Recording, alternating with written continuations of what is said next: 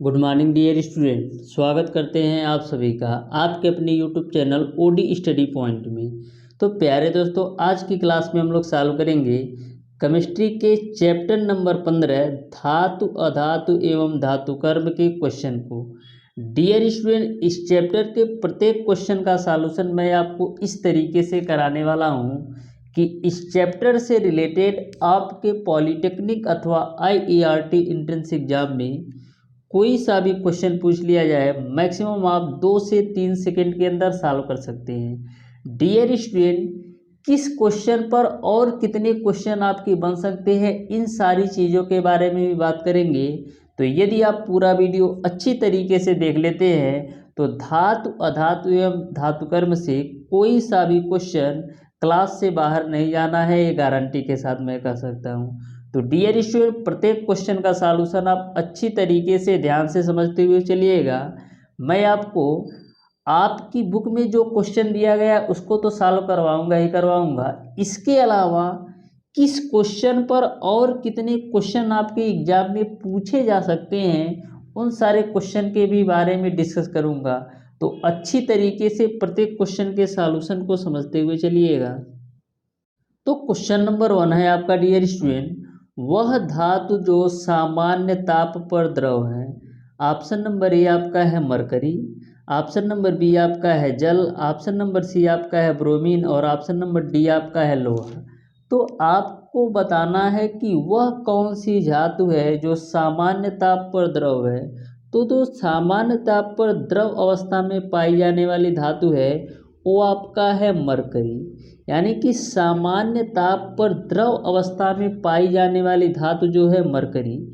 यहीं पर dear student, यदि आपसे पूछ लिया जाए कि सामान्य ताप पर द्रव अवस्था में पाई जाने वाली अधातु कौन सी है, तो सामान्य ताप पर द्रव अवस्था में पाई जाने वाली जो अधातु है वो आपका है ब्रोमीन। और सामान्य ताप पर द्रव अवस्था में पाई जाने वाली जो धातु पूछे तो मरकरी होगा और अधातु पूछे तो ब्रोमीन होगा। तो दोनों कॉन्सेप्ट ध्यान में रखिएगा।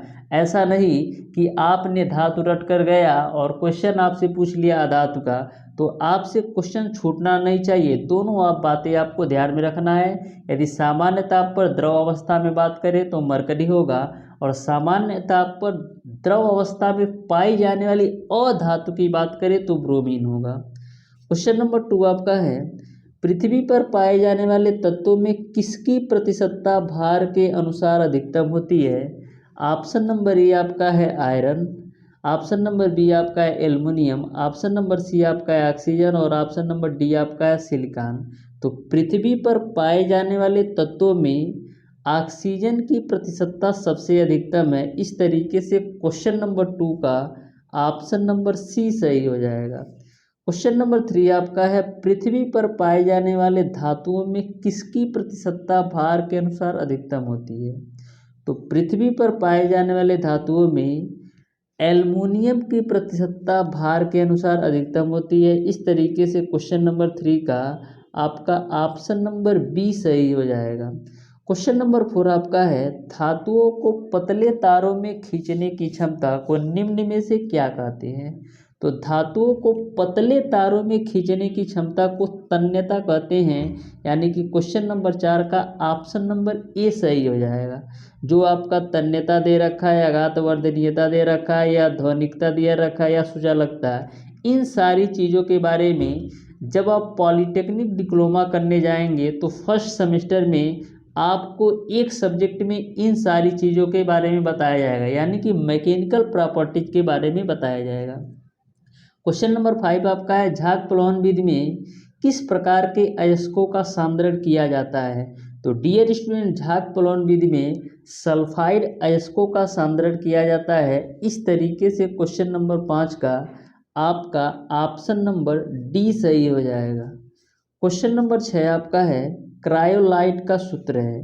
तो क्रायोलाइट का सूत्र क्या होता है। जो क्रायोलाइट का सूत्र होता है डियर स्टूडेंट, वो आपका होता है Na3LF6। क्रायोलाइट का सूत्र है Na3AlF6। तो ध्यान में रखिएगा क्रायोलाइट के सूत्र को, यानी कि क्वेश्चन नंबर 6 का ऑप्शन नंबर बी सही हो जाएगा।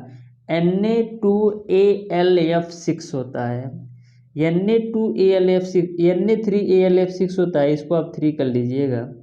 क्वेश्चन नंबर आपका 7 है, ऐसी कौन सी धातु है जिसका प्रयोग बल्ब का फिलामेंट बनाने में किया जाता है। तो बल्ब का फिलामेंट बनाने के लिए किसका उपयोग होता है, बल्ब का फिलामेंट बनाने के लिए टंगस्टन का प्रयोग होता है, यानी कि क्वेश्चन नंबर 7 का ऑप्शन नंबर डी सही हो जाएगा। क्वेश्चन नंबर 8 आपका है, मनुष्य को सर्वप्रथम किस धातु का ज्ञान हुआ था। तो डियर स्टूडेंट, मनुष्य को जो सबसे पहले धातु का ज्ञान हुआ था वो तांबा का, यानी कि क्वेश्चन नंबर 8 का ऑप्शन नंबर बी सही हो जाएगा। क्वेश्चन नंबर 9 आपका है, कृत्रिम गोल्ड होता है, कृत्रिम गोल्ड को रोल्ड गोल्ड बोलते हैं, जैसे कि बहुत सारे आभूषण आपके रोल्ड गोल्ड के भी आते हैं, तो कृत्रिम गोल्ड होता है। तो कृत्रिम गोल्ड जो आपका होता है डियर स्टूडेंट, वो एल्युमिनियम का ब्रांज होता है, यानी कि क्वेश्चन नंबर 9 का ऑप्शन नंबर बी सही हो जाएगा। क्वेश्चन नंबर 10 आपका है, निस्तापन क्या है। तो आपको बताना है कि निस्तापन क्या है। तो डियर स्टूडेंट, जो आपका निस्तापन होता है उसमें वायु की नियंत्रित मात्रा अथवा अनुपस्थिति में अयस्क को गर्म किया जाता है, यानी कि क्वेश्चन नंबर 10 का ऑप्शन नंबर ए सही हो जाएगा। डियर स्टूडेंट, जितने भी चैप्टर मैं आपको केमिस्ट्री के बता रहा हूँ, यदि आप प्रत्येक क्वेश्चन को अच्छी तरीके से देख कर जाते हैं तो 100% मैं गारंटी के साथ कहता हूँ कि आपका एक भी क्वेश्चन छूटेगा नहीं, और किसी भी क्वेश्चन को सॉल्व करने में मैक्सिमम आपका 2 से 3 सेकेंड लगेगा। जो आपका फिजिक्स और केमिस्ट्री सब्जेक्ट है, ये आपका टाइम बचाने वाला सब्जेक्ट है, यानी कि यदि आप अच्छी तरीके से पढ़ कर जाते हैं तो फिजिक्स और केमिस्ट्री के 50 क्वेश्चन को मैक्सिमम आप 30 मिनट के अंदर सॉल्व कर सकते हैं, जिसमें आपका न्यूमेरिकल भी इंक्लूडेड है, यानी कि मैक्सिमम 30 मिनट के अंदर आप 50 क्वेश्चन को सॉल्व कर सकते हैं, जिसमें न्यूमेरिकल भी हो तो भी कोई दिक्कत नहीं है। तो क्वेश्चन नंबर 11 आपका है, निस्तापन एक प्रक्रिया है जिसका प्रयोग होता है। तो निस्तापन में होता क्या है डियर स्टूडेंट, निस्तापन में आपका होता है अयस्क को बिना पिघलाए अयस्क में से वाष्पशील पदार्थों को निकालना होता है, यानी कि क्वेश्चन नंबर 11 का ऑप्शन नंबर डी सही हो जाएगा। क्वेश्चन नंबर 12 आपका है, डोलोमाइट का सूत्र है। डोलोमाइट का सूत्र क्या होता है ये आपको बताना है। तो जो डोलोमाइट का सूत्र होता है डियर स्टूडेंट, वो आपका होता है MgCO3 इंटू का CaCO3 होता है, ये आपका डोलोमाइट का सूत्र है, MgCO3 इंटू का CaCO3। क्वेश्चन नंबर 13 आपका है, CaOH का ट्वाइस इंटू का CuCO3 कापर का अयस्क है, तो इसका नाम क्या है। CaOH का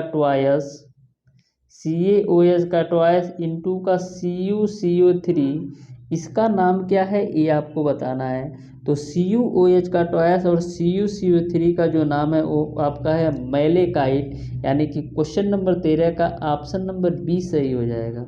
क्वेश्चन नंबर 14 आपका है, प्रकृति में मुक्त अवस्था में पाई जाने वाली धातु कौन है।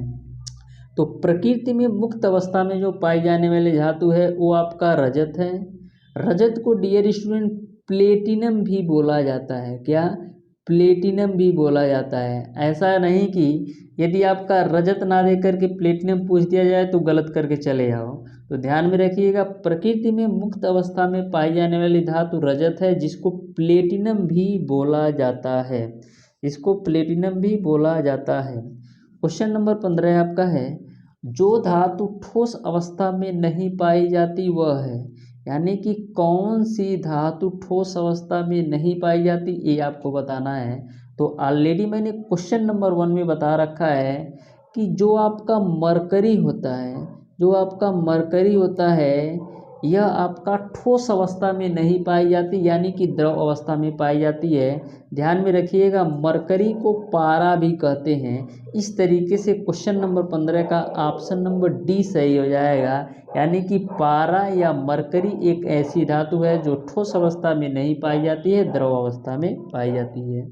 वहीं पर अधातु का पूछे तो क्या होगा। तो अधातु में डियर स्टूडेंट ब्रोमीन एक ऐसी अधातु है जो आपका द्रव अवस्था में पाई जाती है। क्वेश्चन नंबर 16 आपका है, एल्युमिनियम का ऑक्साइड होता है। तो डियर स्टूडेंट, जो एल्युमिनियम का ऑक्साइड कैसा होता है ये आपको बताना है। तो जो आपका एल्युमिनियम का ऑक्साइड होता है उभयधर्मी होता है, यानी कि क्वेश्चन नंबर 16 का ऑप्शन नंबर डी सही हो जाएगा। क्वेश्चन नंबर 17 है, धातुओं के ऑक्साइड प्राय होते हैं। तो यहाँ पर आपका उल्टा कंडीशन चलता है। जो धातुओं के ऑक्साइड होते हैं वो आपके क्षारी होते हैं। धातुओं के जो ऑक्साइड होते हैं वो आपके क्षारी होते हैं। लेकिन बात करें अधातुओं के तो अधातुओं के जो ऑक्साइड होते हैं वो अम्लीय होते हैं। तो ध्यान में रखिएगा, धातुओं के जो ऑक्साइड होते हैं वो क्षारीय होते हैं, लेकिन अधातुओं के ऑक्साइड अम्लीय होते हैं। क्वेश्चन नंबर 18 आपका है, धातुओं का वह गुण जिसके कारण धात्विक चादरें बनाई जाती हैं कहलाता है। तो डियर स्टूडेंट, धातुओं में आघात वर्धनीयता का गुण होता है, यानी कि पीट पीट करके चादर बनाया जाता है। तो डियर स्टूडेंट, इस गुण को हम आघात वर्धनीयता कहते हैं। इस तरीके से क्वेश्चन नंबर 18 का ऑप्शन नंबर डी सही हो जाएगा।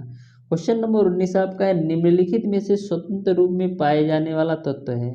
आपको बताना है चारों में कौन सा तत्व स्वतंत्र रूप में पाए जाने वाला तत्व है। तो डियर स्टूडेंट, जो आपका सोना होता है स्वतंत्र रूप में पाए जाने वाला तत्व है। इस तरीके से क्वेश्चन नंबर 19 का ऑप्शन नंबर सी सही हो जाएगा। क्वेश्चन नंबर 20 आपका है, प्रोड्यूसर गैस मिश्रण है, यानी कि आपको बताना है कि प्रोड्यूसर गैस किसका मिश्रण है। तो ध्यान में रखिएगा, यहाँ पर दो क्वेश्चन बनते हैं। एक आपका प्रोड्यूसर गैस का पूछेगा किसका मिश्रण है, दूसरा आपसे पूछेगा वाटर गैस। तो जो आपका प्रोड्यूसर गैस होता है डियर स्टूडेंट, वो आपका किसका मिश्रण होता है। प्रोड्यूसर गैस आपका CO प्लस N2 का मिश्रण होता है। प्रोड्यूसर गैस जो आपका होता है डियर स्टूडेंट, वो आपका CO प्लस का N2 का मिश्रण होता है। वहीं पर डियर स्टूडेंट, जो आपका वाटर गैस होता है वो आपका CO प्लस H2 का मिश्रण होता है। तो दोनों क्वेश्चन को ध्यान में रखिएगा, प्रोड्यूसर गैस CO प्लस का N2 होता है और वाटर गैस CO प्लस का H2 होता है। क्वेश्चन नंबर 21 आपका है डियर स्टूडेंट, अधातुओं में द्रव है। तो मैंने ऑलरेडी आपको पहले ही क्वेश्चन में बता रखा है कि जो अधातुओं में द्रव होता है केवल और केवल ब्रोमीन होता है। इस तरीके से क्वेश्चन नंबर 21 का ऑप्शन नंबर ए सही हो जाएगा। अधातुओं में द्रव ब्रोमीन, और धातुओं में द्रव पूछे तो क्या होगा, धातुओं में द्रव पूछे तो पारा, जिसको हम मरकरी भी कहते हैं। तो इस तरीके से डियर स्टूडेंट, आज की क्लास में मैंने आपको बताया चैप्टर नंबर 15 धातु अधातु एवं धातु कर्म के क्वेश्चन नंबर 1 से लेकर के क्वेश्चन नंबर 21 तक के सारे प्रश्नों का सॉल्यूशन। इन 21 क्वेश्चन के माध्यम से मैंने आपको कम से कम डियर स्टूडेंट 35 क्वेश्चन का सॉल्यूशन करवा दिया है। यदि आप अच्छी तरीके से 1 से 2 बार पूरा वीडियो देख लेते हैं तो कोई भी क्वेश्चन आपका धातु अधातु अथवा धातु कर्म से छूटेगा नहीं। जो आपका आगे के क्वेश्चन है नेक्स्ट पार्ट में लेकर आऊँगा। तो प्यारे दोस्तों, आज की क्लास आपको कैसी लगी? यदि वीडियो पसंद आया तो वीडियो को लाइक और चैनल को सब्सक्राइब जरूर कर लीजिएगा।